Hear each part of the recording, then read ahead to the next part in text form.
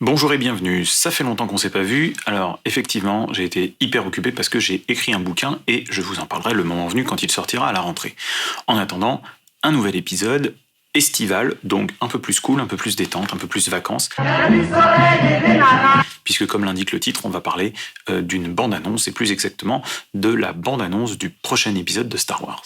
Alors c'est vrai que depuis l'épisode sur la contre-attaque de Panique, il y avait une petite allusion à Star Wars, qui est un univers qui me plaît particulièrement et dont je voudrais vous parler. Alors, je vous préviens d'avance, cet épisode comporte fatalement des spoilers pour ceux qui n'auraient pas vu Star Wars. Why did you do this? Attends, ça existe des gens qui n'ont pas vu Star Wars ? Et alors, si c'est le cas, effectivement, arrêtez la vidéo et précipitez-vous. Et surtout, bien sûr, regardez-les dans l'ordre où ils ont été tournés, à savoir l'épisode 4, le 5, le 6, et puis seulement l'épisode 1, 2 et 3. Mais également, puisqu'on va parler de la bande-annonce de l'épisode 8, il est nécessaire d'avoir vu le numéro 7. Et je ferai également des allusions à l'épisode 3,5, le spin-off qui s'appelle Rogue One et que je vous recommande énormément. Moi, je l'ai adoré. Je trouve que c'est un des meilleurs films de toute la saga. Enfin bref, si comme moi, vous êtes en attente de l'épisode 8, eh bien cet épisode est fait pour vous. Voilà. Donc, bienvenue dans cet épisode. Et générique. Alors bien entendu, un des grands enjeux de la période actuelle de la saga et sur lequel on va probablement en savoir plus dans l'épisode suivant, c'est quel est le lien de l'héroïne, de Rey, avec les autres membres de l'univers. Alors on ne sait pas encore trop, il y a beaucoup de spéculations. Bien entendu, on voit que la Force est avec elle, qu'elle a les pouvoirs d'un Jedi et que vraisemblablement, elle va être formée par Luke en personne. Just breathe. Donc on en a effectivement un aperçu dans la bande-annonce. Et alors là, on voit quand elle fait agir la force avec des choses assez classiques. Là, on voit de la télékinésie. Mais quand elle se met un petit peu hors de son corps, Reach out. elle ressent quelque chose de particulier. What do you say? Elle voit la lumière, bon, le bien, l'obscurité, le mal. Et elle voit l'équilibre. Et il lui dit, l'équilibre, c'est tellement plus puissant. So much bigger. Alors moi, une théorie qui me plaît beaucoup, ce serait celle que Luke Skywalker soit devenu un Jedi gris, un Grey Jedi. Alors qu'est-ce qu'un Jedi gris ? Alors, ça c'est très intéressant. La notion de Jedi gris est quelque chose qui appartient à l'univers étendu de Star Wars. L'univers étendu, c'est-à-dire un certain nombre de livres qui avaient été approuvés par George Lucas et sa bande et qui complétaient l'univers Star Wars, qui racontaient ce qui s'était passé avant, ce qui s'était passé après. Alors effectivement, les Walt Disney, quand ils ont racheté Star Wars, ils ont décrété que tout l'univers étendu n'était plus canonique, c'est-à-dire qu'il était exclu des scénarios. Donc il est très difficile de spéculer là-dessus. Malgré ça, pour ceux qui savent lire, dans l'épisode 7, il y avait des allusions à des choses qui appartiennent à l'univers étendu. Donc, dans l'univers étendu, il y a cette notion de Jedi gris. Qu'est-ce qu'un Jedi gris ? Un Jedi gris, c'est en gros un chevalier Jedi qui n'est pas en complet accord avec le code Jedi et avec le conseil des Jedi. Donc par exemple, c'est des personnes qui ont manifesté leur désaccord avec l'idée qu'un Jedi ne pouvait pas fonder une famille, qui ont manifesté des désaccords avec le fait que certaines formes d'utilisation de la Force étaient interdites. Eux prétendaient plutôt qu'on pouvait les utiliser si c'était dans un but positif. Donc c'est des gens qui se sont mis en désaccord. Alors soit qu'ils n'étaient plus dans l'ordre des Jedi parce qu'ils ont utilisé des techniques qui étaient un petit peu tabous chez les Jedi, soit qu'ils sont restés dans le Conseil Jedi mais en exprimant parfois des désaccords. Et notamment Qui-Gon Jinn, qui est très influent dans la prélogie, c'est-à-dire que les Jedi gris, au fond, ne sont ni du côté du pur bien, ni du côté du mal. C'est plutôt les gens qui voient la Force comme étant une chose ni bonne ni mauvaise en soi, mais qui s'inscrit dans une sorte de mouvement, d'équilibre. Parce qu'en effet, si on regarde les choses avec un peu de recul, tel que ça nous est décrit, l'univers du bien des Jedi et l'univers du mal des Sith est quelque chose d'assez caricatural. Si on remonte un peu en arrière, comme le souligne d'ailleurs le blogueur Parent Galactique, qui est un blog que je vous recommande, en vérité, Star Wars au départ a été conçu par George Lucas comme des films pour enfants. Donc au sein de la trilogie, les histoires sont simples, les scènes sont relativement peu effrayante, c'est-à-dire que effectivement il y a des monstres, mais il y a assez peu de violence, et les choses sont assez caricaturales. Il disait lui-même qu'il voulait essayer de recréer la magie des feuilletons de son enfance, comme Flash Gordon. D'ailleurs, comme le souligne le même blogueur, c'est assez ironique que 35 ans après la sortie du premier Star Wars, des enfants des années 70, devenus adultes, se soient appropriés la saga, se sont prétendus les gardiens du vrai Star Wars et ont craché sur les épisodes 1, 2 et 3 au prétexte qu'ils seraient trop enfantins. D'ailleurs, rappelez-vous du personnage Jar Jar Binks, qui est détesté par les fans ultra et qui est beaucoup apprécié par les enfants. Bon, passons. Et les choses sont assez caricaturales, voire manichéennes. On a d'un côté les Jedi, qui sont les gentils, qui sont le bien, qui sont en vérité un ordre religieux, avec des croyances, et dans lesquels, finalement, comme beaucoup de prêtres, on se coupe du monde matériel, on se coupe des pulsions, et on ne se marie pas, on ne fonde pas de famille. D'ailleurs, c'est quelque chose que vous retrouverez dans les religions. Effectivement, les prêtres catholiques, par exemple, les prêtres bouddhistes, ont cette idée-là qu'il faut se détacher de la matérialité, qu'il faut se détacher des émotions négatives qui mènent en quelque sorte au côté obscur. But beware of the dark side. Anger, fear, aggression. The dark side of the Force obey. Luke, au début, est d'ailleurs très surpris que Yoda lui dise d'éliminer ses émotions. Il lui dit très clairement, ce qui mène à maîtriser la Force, c'est le calme. But how am I to know the good side from the bad? You will know when you're calm, at peace.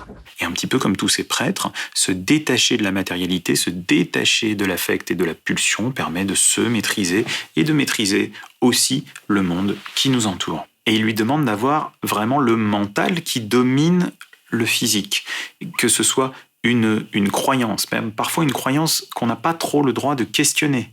But tell me why I can't. No, there is no why. Nothing more will I teach you today. Clear your mind of questions. Donc les Jedi ont une foi parfaite que la Force anime toute vie. Et les seigneurs Sith sont l'incarnation du mal qui jubile à faire souffrir les autres, qui cherche à magnifier, à glorifier la douleur et la trahison. Et dans l'optique des Jedi, finalement, c'est l'expression des émotions qui les entraîne vers le mal absolu. Once you start down the dark path, forever will it dominate your destiny. Consume you it will, as it did Obi-Wan's apprentice. Vader. En vérité, ce manichéisme va être un petit peu bousculé, puisque, comme on va le voir, et comme on l'a déjà dit dans d'autres épisodes, ce n'est pas l'expression des émotions qui mène vers des difficultés, qui mènent vers de la colère, de la rage, de la souffrance. C'est plutôt quand les émotions veulent s'exprimer et qu'elles sont réprimées aussi par ces contraintes moralisatrices des Jedi. Ce qui se passe en fait dans la série, pour moi, c'est qu'il y a un mouvement qui est déjà amorcé depuis un moment, où on a mis un petit peu de nuance, où on a mis un petit peu de différence, et où finalement tout n'est pas tout noir ou tout blanc dans cette affaire, contrairement au début de la saga. Par exemple, dans la prélogie, dans l'épisode 3, on voit bien comment très progressivement et petit à petit, Anakin bascule du côté obscur. Et ça va beaucoup plus loin, évidemment, que le simple questionnement de Luke, mais pourquoi les émotions, finalement, doivent être réprimées. Yoda lui dit d'y croire, et il se tait. En revanche, Anakin, ce qu'on constate en tant que spectateur, et c'est très bien amené, et c'est ce qui nous provoque de l'empathie avec le héros, c'est qu'il a des émotions qui nous paraissent légitimes. Il est foudrage parce qu'on a tué sa mère. Il se met en colère, il se rebelle, il désobéit parce qu'il veut protéger celle qu'il aime et qui porte ses enfants à venir. Et toute cette inquiétude pour sa femme, et toute cette colère pour la mort de sa mère, toutes ces émotions, il ne trouve pas de lieu où les exprimer. On ne fait que l'écarter, le mettre un petit peu à l'écart parce qu'on s'en méfie, parce qu'il ressent des émotions. Et quand on réprime ces émotions, eh bien finalement, elles reviennent à la charge. En somme, c'est parce qu'on ne lui permet pas d'exprimer ses émotions qu'il va se jeter dans les bras de celui qui va l'écouter finalement. Alors on voit bien que c'est pas la bonne solution, que ça le mène à des actes terribles, mais en même temps on ne peut que constater que ses intentions sont bonnes, que ses intentions sont motivées par des émotions que nous aussi on pourrait ressentir. En fait, au final, Qui Gon Jinn, dont on dit qu'il est un Jedi gris, voit dans Anakin quelqu'un qui peut rééquilibrer la force. Mais effectivement, il tombe sur un enfant très torturé, très réprimé par l'ordre Jedi, très idéalisé. Luke réhabilite son père. Et finalement, il va reproduire un petit peu la même erreur, probablement, avec le fils de Leia et de Han Solo, c'est-à-dire qu'il va avoir cet élève brillant mais atypique, et qui est torturé aussi par la vie, et qui, d'une façon ou d'une autre, n'a pas pu exprimer certaines choses qu'il avait en lui, et qui a basculé du côté obscur, et qui essaye même d'y aller plus loin que les autres. Il essaye d'aller plus loin que Dark Vador, qui n'a pas été capable de tuer son fils. Lui, il va réussir à tuer son père. C'est ce qui fait dire d'ailleurs aux amateurs que bien que dans l'épisode 7, il ait des côtés parfois maladroits ou un peu ridicules ou pas aussi forts que les autres, néanmoins, l'acte de tuer son père pourrait le rendre beaucoup plus fort et beaucoup plus redoutable. Alors pour moi, il y a aussi quelque chose de cet ordre-là dans Rogue One, dans l'épisode 3,5, qui est un film magnifique et terrible, qui est une véritable mission suicide, et dans laquelle quelque chose apparaît et où ces gens vont jusqu'au bout. Mais pour quelle raison déjà ? Some of us, most of us, have all done terrible things on behalf of the rebellion. Spies, saboteurs, assassins. Everything I did for the rebellion. And every time I walked away from something I wanted to forget,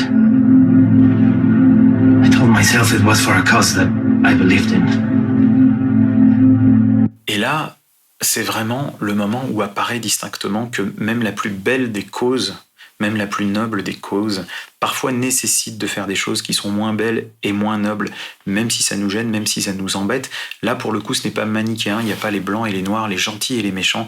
Il y a des gens qui sont dans le camp du bien, on va dire, mais qui sont obligés de passer par des méthodes que moralement, ils réprouvent. On est dans une zone, comme on dit chez les anglo-saxons, une zone moralement grise. Et c'est là où je pense que la conclusion s'impose pour Luke. It's time for the Jedi to end. Oui, il est temps pour les Jedi d'en finir. C'est le seul moyen aussi d'en finir avec les seigneurs Sith, c'est-à-dire ne plus incarner un bien absolu qui réprime toute émotion et qui ne donne qu'une envie à ceux qui sont en face, c'est de débrider encore plus les émotions. Le fait d'accepter que la colère, que la peur existent et qu'on peut les diriger, les orienter vers autre chose, fait de nous des Jedi gris. La fin des Jedi, c'est la fin des seigneurs Sith. La fin de l'idéal du bien absolu, c'est la fin aussi de la douleur et de la souffrance, et c'est une sorte d'équilibre. Au fond, il est possible que Luke Skywalker nous propose, plutôt qu'une lutte incessante contre le bien et le mal qui s'alimentent éternellement l'un l'autre, et vous pouvez penser à n'importe quel conflit armé, en vérité, les nationalismes et les idéalismes et les racismes des uns et des autres s'alimentent l'un l'autre. Et plutôt que cela, il nous propose une sorte de balance, de multiplicité, de réalisme, d'acceptation des émotions qui sont inévitables et de leur utilisation dans une certaine direction. Il n'y a pas d'émotion, ni même d'armes, ni même d'outils qui soient mauvais en soi, mais c'est bien l'utilisation que l'on en fait. Et au final, pour moi, c'est le monde réel et le moyen de s'en sortir. C'est un monde où il y a attraction, énergie, haine, amour, guerre, paix, un monde imparfait, mais un monde où sont rendus possibles la créativité et le mouvement. Voilà, c'était une modeste et subjective tentative d'analyse des récents développements de cet univers de Star Wars, et qui n'engage bien sûr que moi, et dont vous ferez évidemment ce que vous voulez, et on en reparlera évidemment au moment où le film sortira. Bien entendu, le dernier aspect qui aurait été à évoquer, c'est la question de l'époque. Et il est peut-être cohérent d'une certaine manière, non seulement par l'évolution de George Lucas lui-même, comme on l'a dit, mais peut-être aussi l'époque dans laquelle les épisodes sont sortis, qu'on ait eu affaire à quelque chose de beaucoup plus manichéen, noir et blanc, bien et mal, à une certaine époque. Et qu'aujourd'hui, au contraire, peut-être la question du bien absolu et du mal absolu est un danger de penser comme ça à l'heure actuelle. Nous avons besoin peut-être d'un peu plus de nuances, d'un peu plus de complexité, de comprendre un peu mieux que l'idéal de bien absolu et l'idéal de mal absolu s'alimentent l'un l'autre, et que peut-être c'est par l'écoute et par l'acceptation d'un certain nombre d'émotions, d'un certain nombre d'affects qui existent, que nous arriverons, plutôt qu'à un monde idéal, à un monde un peu plus équilibré, à un monde où le mouvement est possible, à un monde où quelque chose peut changer, loin des idéalismes et d'ailleurs de tous les ismes. Un monde où on pourrait se permettre de faire un peu comme si